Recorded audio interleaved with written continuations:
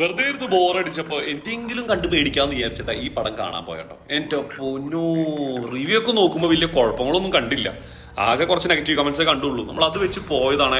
ഇങ്ങനെ ഒരു ഇഴഞ്ഞു നീങ്ങണ ഒരു പടം ഇനി പോവാന്നിരിക്കുന്നവരൊക്കെ ഇത് റിയൽ ആയിട്ട് പറയണം കേട്ടോ. പടം ഭയങ്കര സ്ലോ ആണ്. പിന്നെ ഇടയ്ക്കിടയ്ക്ക് സൗണ്ട് കൊണ്ട് ഓരോന്നും നമ്മളിങ്ങനെ പേടിപ്പിക്കും. അതൊക്കെ തന്നെ ഉള്ളൂ, വേറെ ഒന്നും പടത്തിലില്ല. പിന്നെ പിള്ളേർ അടൽസോളിയാണെന്ന് അറിയാലോ, പിള്ളേരെ കൊണ്ട് പോകാൻ നിൽക്കണ്ട.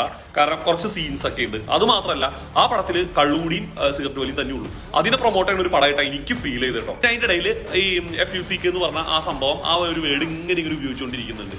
വേറെ ഒന്നും തന്നെയില്ല. ക്ലൈമാക്സ് ഒക്കെ ഇത്രയും ഒരു കൂതറ ക്ലൈമാക്സ്. എന്റെ പൊന്നോ, ഒരു സിനിമ എന്ന് പറഞ്ഞാൽ കുറെ പേരെ പ്രയത്നങ്ങൾ നമുക്കറിയാട്ടോ. പക്ഷെ കാശും കൊടുത്ത് പോയവരുടെ പ്രതികരണം നിങ്ങൾ കേൾക്കണം. ആർട്ടിസ്റ്റുകളൊക്കെ ഒരുവിധം എല്ലാവരും നന്നായിട്ട് അഭിനയിച്ചിട്ടുണ്ട്. പ്രത്യേകിച്ച് എടുത്തു പറയാൻ ഞാൻ പറഞ്ഞല്ലോ, പ്രണവ് മോഹൻലാൽ, പിന്നെ ആ അമ്മ, വേലക്കാരിയായിട്ടുള്ള അമ്മ എന്ന് പറഞ്ഞ സിനിമ കാണുന്നവർക്ക് മനസ്സിലാവും. അത്രേ പറയാൻ പറ്റുള്ളൂ. അവരൊക്കെ സൂപ്പറായിട്ടുണ്ട്.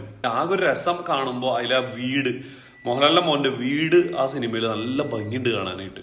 വേറെ ഒന്നും അതിലില്ല.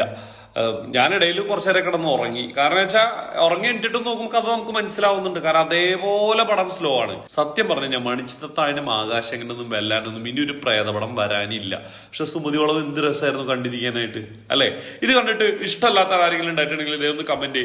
ലേറ്റ് റിവ്യൂ ആണ് ഞാൻ ഇപ്പോഴാണ് കണ്ടത്, ഇപ്പോഴാണ് കാണാൻ പറ്റിയതും. ഓക്കെ.